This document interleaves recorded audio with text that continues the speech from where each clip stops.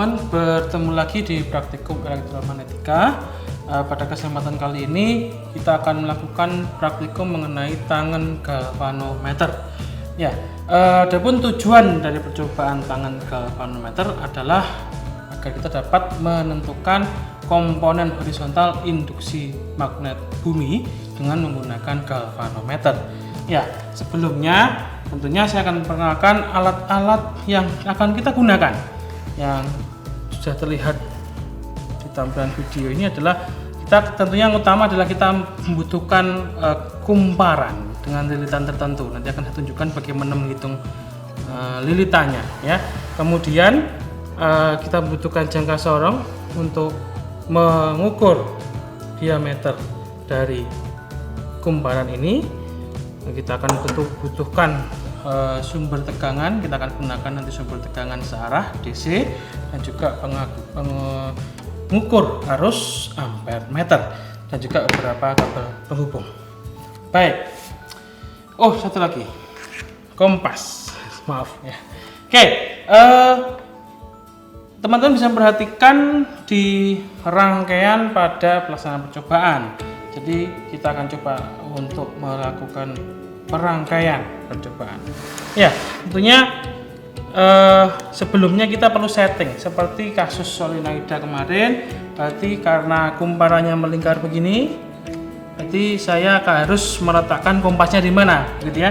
Jadi kalau dari kita lihat arahnya, arusnya antara melingkar secara jarum jam maupun berlawanan arah jarum jam, maka posisi medan magnet yang akan terbentuk adalah tentunya sejajar dengan ini, ada statif pangku yang akan kita gunakan untuk meletakkan kompasnya. Kompasnya diletakkan tegak lurus, kemudian kita perlu atur ya bahwa antara jarum kompas dengan sumbu dari kumparan ini sejajar. Jadi kita harus atur. Jadi harus begini. Bisa teman-teman lihat bahwa letak dari kompasnya utara selatan, ini sumbunya juga sebenarnya mengarah ke utara selatan. Jadi ini yang harus posisinya harus begini. Tapi sebelumnya tentunya teman-teman sudah terbiasa dengan pengukuran diameter menggunakan jangka sorong ya. Oke. Nanti akan ada digunakan dua jenis diameter lilitan, ada yang besar dan yang kecil. Oke, kemudian bagaimana kita merangkainya? Sebenarnya rangkaian tertutup biasa. Bagaimana saya membutuhkan arus arah, ya, positif negatif. Kemudian sebelum masuk ke rangkaian harus masuk ke pengukur arus dulu. Tapi sebelumnya saya menunjukkan bagaimana, saya lepas dulu ya, nanti saya pasang lagi. Bagaimana kita menentukan lilitannya. Ini ada 4 titik, 1, 2, 3, 4 lilitan yang kita gunakan. Itu bergantung kita meletakkan di mana kabelnya. Jadi tiap titik ini nanti berjarak 10 lilitan. Contoh kalau saya pakai titik A, B, C, D gitu ya. Kalau saya A dengan B berarti saya pakai 10 lilitan. Kalau A dengan C maka saya pakai 20 lilitan ya.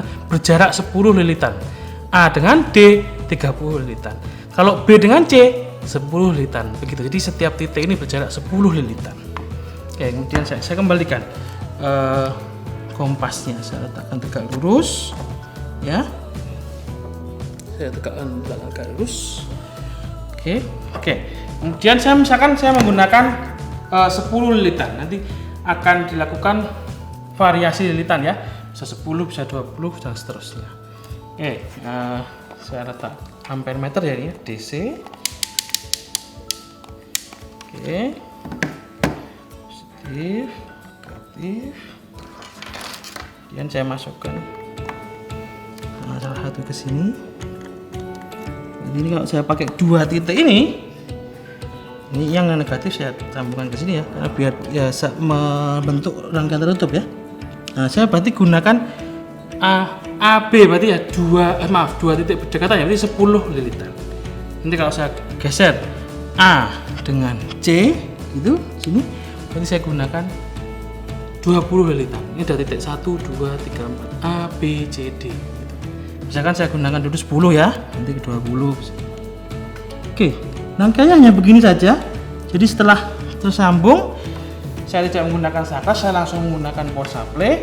Kemudian saya memvariasi masukan sehingga arusnya juga akan berubah-ubah, sehingga akan mengakibatkan perubahan dari simpangan kompas tersebut ya.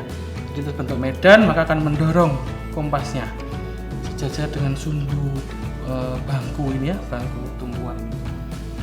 Dilakukan 5 kali, jadi 5 kali perubahan arus mendapatkan pasangan I dan V ya ini ya. Sudut simpangannya 5. Yang berikutnya yang harus dilakukan adalah mencoba menggunakan diameter yang sama, tapi jumlah lilitannya saya geser. Ini juga dilakukan, oke ya. Ini sekarang kondisi kedua, lilitan kedua. Nah, saya gunakan perubahan 5 kali. Jadi I1, I2, I3, I4 dengan alfa V1, V2, V3, V4, V5 gitu ya. Jika sudah, saya akan menggunakan diameter yang berbeda. Nah, ini lebih kecil. Dilakukan hal yang sama. Jadi diameternya diukur dengan jangka sorong berapa, mendapatkan berapa. Kemudian saya gunakan lilitan 10, saya ukur arus dan sudut simpangannya. Saya gunakan 20, 5 kali juga begitu. Jadi informasi yang kita dapatkan adalah pasangan arus dengan sudut simpangan 5 kali tiap satu diameter tertentu dengan N tertentu. Diameter yang sama dengan N yang berbeda, saya dapatkan 5 pasang data lagi. Jadi ada 4 tabel. Di N dengan diameter besar, diameter besar dengan N pertama 5 data, diameter besar dengan N kedua 5 data, kemudian digunakan diameter kecil dengan N yang pertama dapat 5 data, dengan diameter kecil N yang kedua dapat 5 data.